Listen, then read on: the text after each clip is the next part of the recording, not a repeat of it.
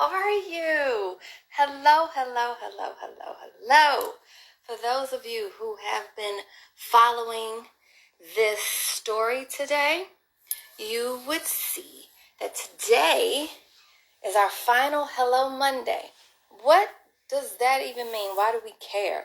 We care because just about a month ago, when things got to be really, really obviously changing and changing in ways that we couldn't even predict and causing stress for so many of us, my intern, a partner, and I conceptualized this series that consisted of Hello Monday, Mindful Moments on Thursdays, and Sparkling Isolation Brunches on Saturday. We brought in so many voices, so many experts who look and sound like us, who did share some bite-sized pieces of information, but they also shared their very personal experiences as we all moved through, well, firstly moved into this new normal that we're finding and now moving through it. So this is our last segment of the sessions.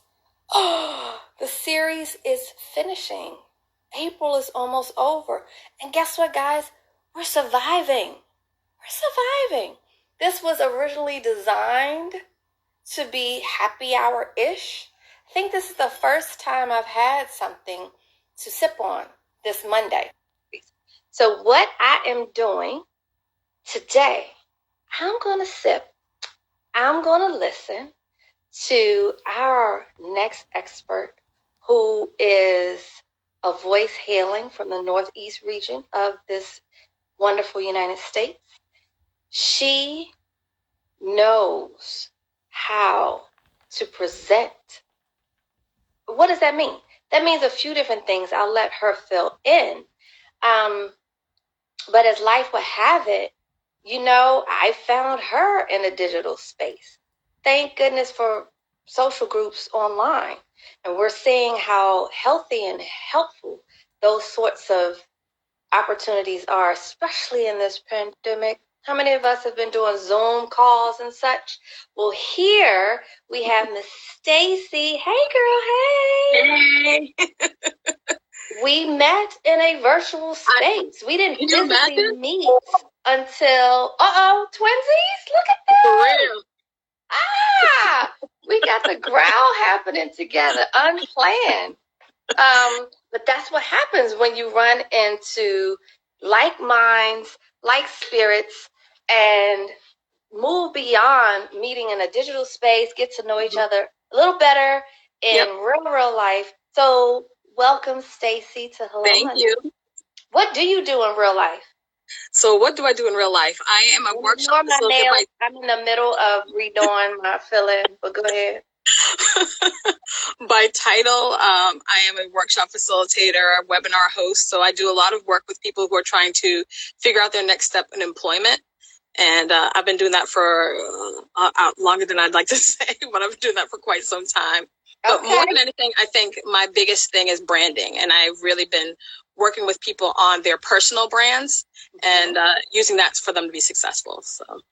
So I definitely wanted you. I wanted your voice. I wanted your story. I wanted your advice to finish this, because we've been a month of unpredictable life. Now it's pretty obvious we're going to have to go back to some sort of normal. Yeah. What does that mean, though, for those from my industry, hospitality? Most of us were furloughed, fired, or some other version of that, or others who've gotten accustomed to working from home. Now you want me to go back to an office, and all sorts of other stories in between. I think about our college students, our high school graduates who are launching into the workforce. I know we can't answer everybody's problem, but do you have tips for us as we ease back into some sort of normal? Yeah, I mean, I think that first and foremost, I think for anybody, regardless of the space that they're in, all those things that you just mentioned, you have to know what your own personal brand is. I think that what we do is, and I have kind of my 5 tips, if you would call them that, but I think that the first thing I want to say is this: you are not the title that somebody else gave you. So a lot of times we are very consumed by that. For example, my title is workshop facilitator. That's my title by my employer. However, that's not my brand. My brand is I'm a hope ambassador, and I call that like helping other people every day. Okay. So by that, I think that that's really what I stand for. So how do I do that? That may take multiple faces. That may look very differently depending on, what I have to do or what they need.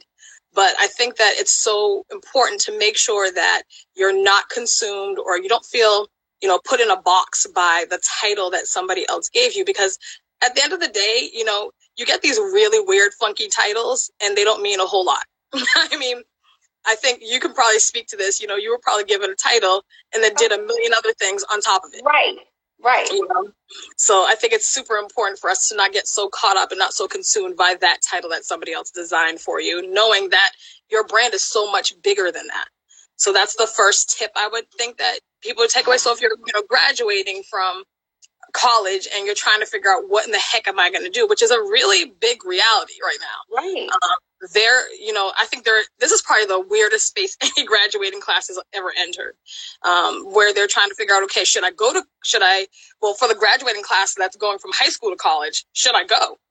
That's their reality, because not for nothing, I don't want to pay and not be able to interact with my professors at all. Or, right. All those things. I'm paying a ton of money, and what's my reality and what's the benefit? So you might have to do a benefit analysis. I know lots of young people are trying to figure out what it is they really want to do, because, you go from high school and you're like, oh, this is what I'm going to be. And then you get into college and you're like, I hate it. I don't want to do that at all. So I think that a lot of people realistically need to take a step back and really look at that. Have conversations with, people like yourself that are in your industry, or myself that has seen lots of things. I was a recruiter before I actually entered the space of an educator. And then I went from being an educator to doing what I do now. So I've seen lots of transition. I know what that looks like. So don't get consumed by that. So that's step number one. Okay. Number two is really remembering that everything you do impacts your brand. So when you say everything, what? Everything. So everything, what you do, what you post online, your social media, it impacts that. Snapchat disappears. Yeah, right.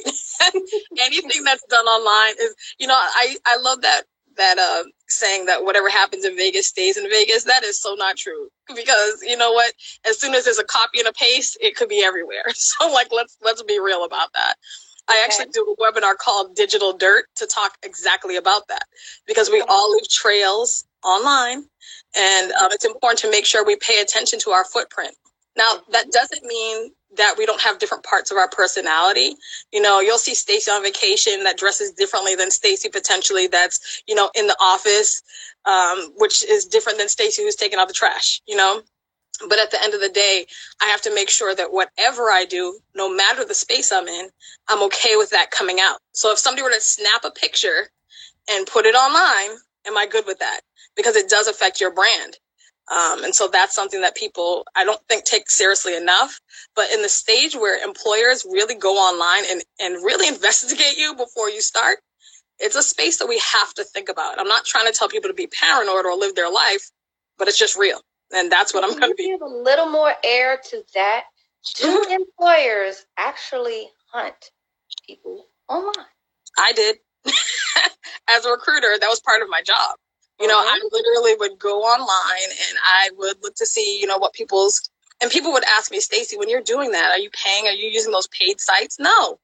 I would type in your name. First of all, if you come up in Google, if you've ever been arrested, for example, it comes up in Google unless you contact them and tell them to remove it. And that takes a little bit of time. So again, some people don't even know that comes up or that you can remove it. So that's a process, but that's just the real stuff. I mean, I didn't really have to do a lot of deep digging. I found a student who had posted this rap video from years ago on YouTube, and all sorts of stuff about women being this and that, and didn't like black people and this and that. So I was like, what is this? And he had forgotten about it, but it was part of his digital footprint. Yeah. The internet don't forget. No, they do not. The internet is real. It's very, very real. So you have to be careful on that. The other thing I would say is to protect your brand. So what I mean by that is, you know what? you're going to do things online, and I get that, but you also need to, and I'm using Facebook as an example. A lot of people tag people in pictures, right? On my Facebook, you can't do that. you can't do that because I've made sure to put certain privacy settings in. You can't just post directly to my timeline on Facebook. Why? Because again, I don't want people to do that. I want to censor what my brand looks like. Okay. And for that reason, some people will have dual Facebooks. You know, they'll have one for a certain group of people and then another for another group of people. For somebody like yourself that has a business would have a business one and then maybe a personal one. So, and that's good. That's a good thing. That means you are protecting your brand, but be cognizant that again, videos, they last a lifetime. I've seen some videos and it's okay, but be able to explain what somebody might be seeing and how that impacts your brand. So you have to be able to talk a good game if you're going to have some stuff out there. So I would say that. That makes a whole lot of sense. Yeah, I mean, I don't think people think about protecting their brand as a thing. Like, you know, again, they're just like, oh, it's just a picture. It's no big deal. For you, it may just be a picture, but if I'm an employer and potentially I see somebody that's, you know, maybe just hanging out with the girls and they don't think of it as a bad picture, but I see all these empty wine bottles behind you and I see nobody else in the picture, maybe I think you're a lush, you know, that may be because I don't know you. That's the thing. Your brand is not complete until somebody has a conversation with you, but until they're trying to get to know you, they're assuming what your brand is. They're creating a brand, and then you kind of have to dispel that. So you don't want to fight. Let's be honest. Is that fair? No, it's just real life. It's not fair at all. I mean, in real life, if we were like going about this in a real, everybody has stuff, right? Everybody has their stuff that they do or like to do. And I think everybody should have a life off of line, hopefully. But again, people that don't know you can only make assumptions based on what you're telling them. And so what they see is what you're showing them. And then that's where they make those assumptions and make the determinations. And it takes 6 seconds to make an assumption. 6 seconds. So imagine that in 6 seconds, I've already kind of done and as women, we do this quite regularly. We do the up and down. Okay. Yet in a career space, I may have gone to college. I may have completed a postgraduate degree. I may have done all sorts of internships that took years. So what you're saying right now is that can crumble in 6 seconds or at least be misinterpreted? Oh, absolutely. There's 2 parts of your brand that are judged in 6 seconds. One is your appearance. The second one is your resume. So imagine 2 that really make the biggest impact as far as you gaining employment are judged in less than 12 seconds or 12 seconds or less. That's insane. That's insane. You know, that's why I tell people were like, oh, I have a 3-page resume. Nobody's reading that. They're just not reading that. So it's about being concise and making sure you're getting to the point and expressing your value, but they're not reading all that. No, in fact, we're going to think you're doing the most, and we don't have patience for you. Literally, it's like, and next. Thank you so much. Bye-bye. So you have, speaking of time, you have 2 more tips, and we're already at 5:13. Okay. All right. Excellent. Thank you for the time check. So the next one that I would say is your brand needs exposure. To be successful, you have to expose your brand. So how do you do that? Things like LinkedIn, I have to stress, are right now, well, first of all, LinkedIn is the #1 networking site on the internet. There are over, I think it's like around 300 million people on it. So again, you want to make sure it's not just about getting on LinkedIn. It's about the ability to increase your visibility. And that's what I try to stress to people. You know, employers can find you. People that have potentially want to reach out to you from before that could advance your network. So it's always about being strategic. You know, you don't have to add everyone to your LinkedIn. I think that's a bad call. I think it's really about who would increase the value of my network. So who could make me or connect me to whom? That's what you really need to think about. But so many employers, I will tell you kind of an insider thing as far as employers is that they often, especially the bigger companies, they'll go to LinkedIn before they go to their own job postings to see people. So imagine, you know, you're spending for those who have not had to search for jobs in years, and for our younger careerists, They really need to hear this. Oh, absolutely. I think, one of the things that people don't get is that, the job search has changed so dramatically. It is as impersonal as it's ever been. And it's getting more and more so to that point. There's artificial intelligence interviews taking place now. So, imagine a robot literally interviewing you. That's what's happening. And people are not prepared for those style of interviews. I do a workshop that goes over the 8 different styles of interviews, and that's one of them. And if you're not used to, hearing like a random pause and then something's calculating on the other side, you're like, what's going on? And it's a robot that's interviewing you. Wow. So you're not anticipating that that's going to be the case, but that's what's happening. So yeah, it's really important to make sure you're using things like LinkedIn. Who do you know? That's what it is. It's a fancier way for who you always know. We've always said, hey, Glenda, do you have a connection to so-and-so? And then based on that, that's how things have always gone. Now it's just in one specific space that it's happening more often than anything else. And then even going further on a site like LinkedIn, hashtags, things like that. I have 2 hashtags. I have Thompson Tips and I also have Ask Stacy. So every time I want somebody to be able to find me on LinkedIn, they just write hashtag Ask Stacy or hashtag Thompson Tips and they can see everything I've posted. So it's a way for them to easily connect with me, and I'm also increasing my own brand. Okay. And then last but not least, remember that employers, it's dollars and cents. That's what you are to them. So if you can I always say this phrase, if you can make dollars for them, you make sense, right? Okay. So if you think about it from that component, you need to be comfortable talking about your skills, your accomplishments. And a lot of people are not. They're like, I don't want to sound like I'm a braggart, but you're not bragging. They don't know you. So if they don't know who you are, you have to be comfortable talking about what you bring to the table.